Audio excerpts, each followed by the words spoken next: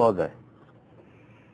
Vote পাওয়া যায় না, তবে এগুলি আপনার একটা জবাবদিহিতার জায়গা তৈরি করতে পারে। যেমন ধরেন আমার মনে আছে আওয়ামী লীগ যখন 2008 সনে ইলেকশন হয়েছিল, 9 সনে, 2018 ডিসেম্বরে, 2018 ডিসেম্বরের আগে যে আওয়ামী লীগ যে ঘোষণাপত্র দিয়েছিল সেটা মানুষের মনে প্রচন্ড আশাবাদ তৈরি করেছিল। ওখানে অনেক সুস্পষ্ট কিছু কমিটমেন্ট ছিল। এমনকি আমার মনে আছে যে র্যাব ডিসব্যান্ড করবে, র্যাব থাকবে না, এই ধরনের কথা বলা হয়েছিল।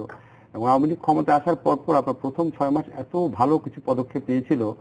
আমার মনে আছে আমি ভয়েস অফ আমেরিকা একটা ইন্টারভিউ দিয়েছিলাম, আমাকে আমার বন্ধুরা বলা শুরু করেছে কি ব্যাপার, আমি আবার আওয়ামী লীগে জয়েন করলাম নাকি। কিন্তু আসলে খুব ভালো কাজ করেছিল। মনে আছে আপনার বিএনপির থেকে, বিরোধী দল থেকে সংসদীয় কমিটির সভাপতি বানানো হচ্ছিল। আমরা খুব আশাবাদী হয়েছিলাম। আমরা তো আসলে মানে মানুষের তুমি বুঝতে চায় না, সবাই তো এই দেশে আওয়ামী লীগ বা বিএনপি ক্ষমতা আসুক নিজের স্বার্থের জন্য চায় না। অনেক মানুষই আছে বাংলাদেশে চায় যে দলই ক্ষমতা আসুক তারা যেন প্রপারলি ইলেক্টেড হয়ে আসে, জনগণের সেবার জন্য কাজ করে। এই যেমন ধরেন ওবায়দুল কাদের সাহেব আজকে একটা কথা বললো যে ভিশন 2030 দেওয়া হচ্ছে আরো অনেক হাওয়া ভবন তৈরি করার জন্য। উনার মুখে এই কথাটা খুবই মানাতো যদি আমরা না দেখতাম যে আওয়ামী লীগ আমলে ৭৩,০০০ কোটি টাকা বিদেশে পাচার হয়েছে। ৭৩,০০০ কোটি টাকা পাচার হয়েছে গত 1 বছরে, না? ৭৩,০০০ কোটি টাকা কারা পাচার করেছে? বিএনপি পাচার করেছে? এটা কি গাধাও বিশ্বাস করবে? একটা দেশে আওয়ামী লীগ ক্ষমতা আছে 8 বছর যাবত, কারা পাচার করতে পারে? আওয়ামী লীগের লোকজন অথবা তাদের অনুগ্রহ প্রাপ্ত, তাদের সুবিধা প্রাপ্ত লোকজন, না? এটা তো কমন সেন্সের ব্যাপার, ঠিক না? আর বিএনপি যদি পাচার করে ধরেন না কেন? তো আপনি বাংলাদেশে হাওয়া ভবন তো একটা দুর্নীতির প্রতীক নাম ছিল।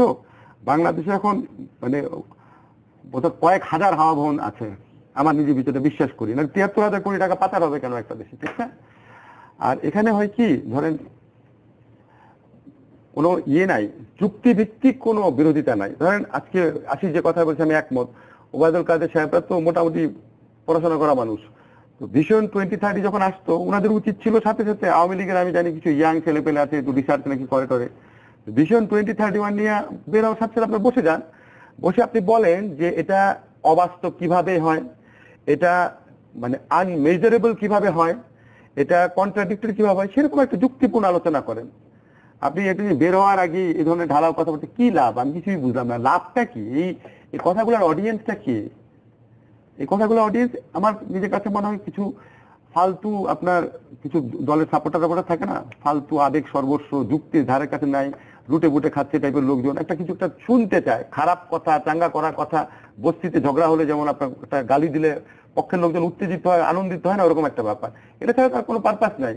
নিরপেক্ষ যে অডিয়েন্স আছে সে কথা শুনে তার কাছে সাথে সাথে মনে হবে আচ্ছা আচ্ছা ফাইন, ওখানে তো হাওয়া বলছিল, আপনারা আমলে আপনি কি করছেন?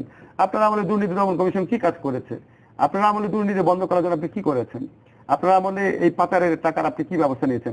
আপনারা আমলে বাংলাদেশ ব্যাংক থেকে টাকা চলে গেছে, বাংলাদেশ ব্যাংক থেকে কি করতে পেরেছেন আপনি? ফিলিপাইনে নাকি মন্ত্রীকে পদত্যাগ করার পরিস্থিতি তৈরি হয়েছে, আপনি কি করতে পেরেছেন? আপনারা আমাদের শিক্ষা নিয়ে কি পরিমাণ দুর্নীতি হয়েছে, কত বার প্রশ্ন ফাঁস হয়েছে। আমার মনে হচ্ছে বিএনপি আমলে তামিদা আপা ছিলেন পাবলিক সার্ভিস কমিশনের চেয়ারম্যান, তখন 1 বার না 2 বার প্রশ্নপত্র ফাঁস হয়েছিল। মানে পুরা বাংলাদেশ উত্তাল হয়ে গেছে। এখন প্রশ্নপত্র ফাঁস কোনো নিউজই না, কোনো নিউজই না। একটা জিনিসকে আপনি খেয়াল করছেন, এই যে আমরা সমালোচনা করছি, ঠিক আপনি নিশ্চয়ই, আমি মনে আছে আপনার সঙ্গে, আশিস শুকরের সঙ্গে এবং আরো অনেকের সঙ্গে আমাদের এখনো সবাই সুস্থ আছেন, সবল আছেন। এই 2001-2 সালের থেকে যখন থেকে টেলিভিশন টক শো আমরা জোরালো, সেই একই আলোচনা করে যাচ্ছি, কোনো চেঞ্জ নাই। এটা আমাদের জন্য বিশাল আমার অনেক সময় মনে হয় চেঞ্জ আছে, আগের চেয়ে পরিস্থিতি খারাপ হচ্ছে, এটা চেঞ্জ। তাহলে সেই খারাপ হচ্ছে, এটা হচ্ছে চেঞ্জ। যেমন ধরেন আমি আপনাকে বলি, আপনি যদি খালেদা জিয়ার 2টা আমল দেখেন, খালেদা জিয়ার ফার্স্ট আমলটা অবশ্যই সেকেন্ড আমলের চেয়ে বেটার ছিল, না? আপনি যদি শেখ হাসিনার 3টা আমল দেখেন, অবশ্যই শেখ হাসিনার ফার্স্ট আমল বেস্ট ছিল। সবচেয়ে খারাপ হচ্ছে এই আমল, যেটাতে উনি প্রশ্নবিদ্ধ ভাবে ইলেক্টেড, উনার দল, ঠিক আছে? দিনে দিনে আমরা এরোশনের দিকে যাচ্ছি, এদিকে খারাপ হচ্ছে আপনার।